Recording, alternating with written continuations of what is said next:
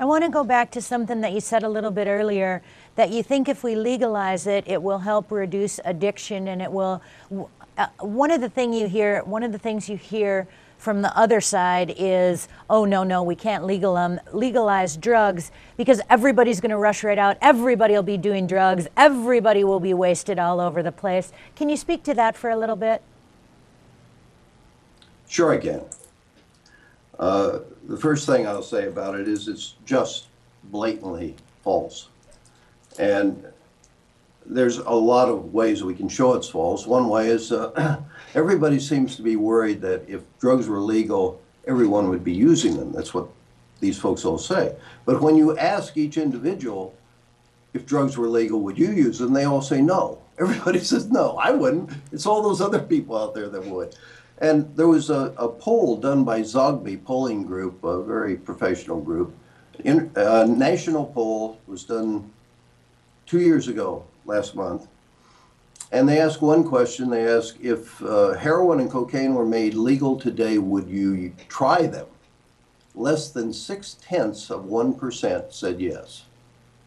So that's not exactly a huge groundswell in new users. But if we look at other countries, we can see perfect examples of why this isn't going to happen. Just look at the countries that have decriminalized drugs already, and there's a long list of them. The first, the oldest one is probably the Netherlands, who decriminalized marijuana 36 years ago. If you look at statistically, compare that country with our country, you find some real eye-opening things. First off, they're 10th graders in the Netherlands, where marijuana might as well be legal, because if you're 18 years old, you can walk into a coffee shop and get all you want. They sell it to you 3 grams at a time, and you can go through the door as many times in a day as you want. Over there, they're 10th graders, 28% of them have tried marijuana. Now here, where we treat marijuana as the devil's own weed, 41% of our 10th graders have tried it. So that tells you something right there. And then if you look at the per capita statistics of the two countries, you find that the per capita use of soft drugs in the Netherlands, marijuana and hashish, is 1/2 the per capita use in the United States. And the per capita use of hard drugs, heroin, cocaine, methamphetamine, is 1/4 of what it is in the United States. And when you speak to their drug czar, by the way, Sue, is their minister of health, because there they treat drug abuse as a health problem, not a crime problem. You speak to their drug czar about this, and he'll tell you that they believe the reason the use of hard drugs is only 1/4 of what it is in the United States is because when young people, I'm talking 18 up, decide they want to use soft drugs, they can go into a coffee shop where the person wants to sell them soft drugs. They don't have to go to a criminal on the street corner who wants to hook them on heroin, methamphetamine, cocaine, so they got a steady customer. So just because of that, the use of the hard drugs is much, much lower in that country. But there's a number of countries that have done this. There are 6 countries now in the world that have decriminalized all drugs for adults, not just marijuana.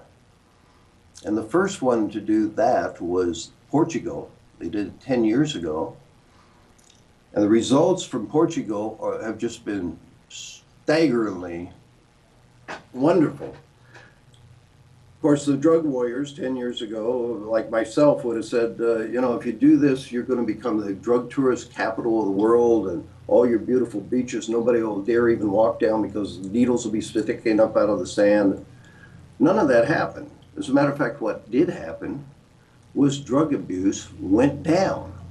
Drug abuse in every age category declined, but the biggest decline was among the youngest people, and those are the people we want to get.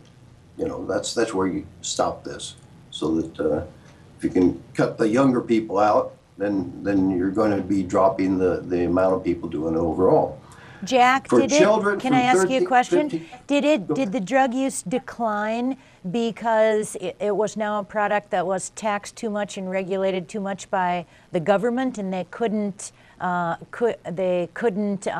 afford it? No. it wasn't regulated at all by the government. The government did nothing about that.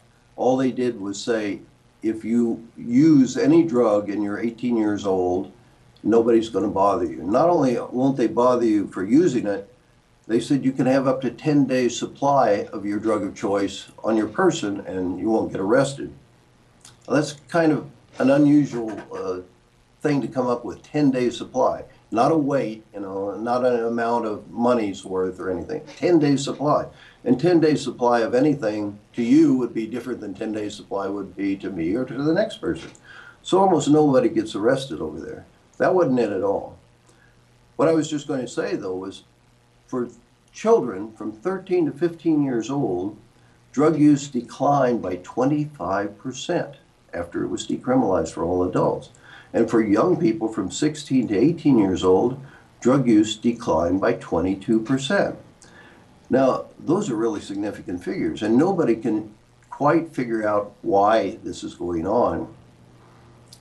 My best guess would be that I think it has to do with the fruit of the forbidden tree. You know, when a teenager wants to act out against an authority figure, they want to find something that's forbidden, and then they'll go say, I'll take a little bit of this. Once it's no longer forbidden, they know that when they're 18 years old, they can get all they want. It's no big deal. And I think that's the reason for it. And we can even see that in our country, in the United States. You know, there's 16 states plus the District of Columbia that have legalized medical marijuana. And they have just conducted studies on those states comparing the use by teenagers of marijuana in those states with states where they haven't decriminalized or legalized medical marijuana. And they find that teenagers are much less likely to use it in states where they've legalized medical marijuana. And again, who knows why it is, but I kind of suspect it maybe has something to do with the fact that it's not nearly as cool to smoke a joint when that's what grandma does for her glaucoma. Sort of takes the pizzazz out of it.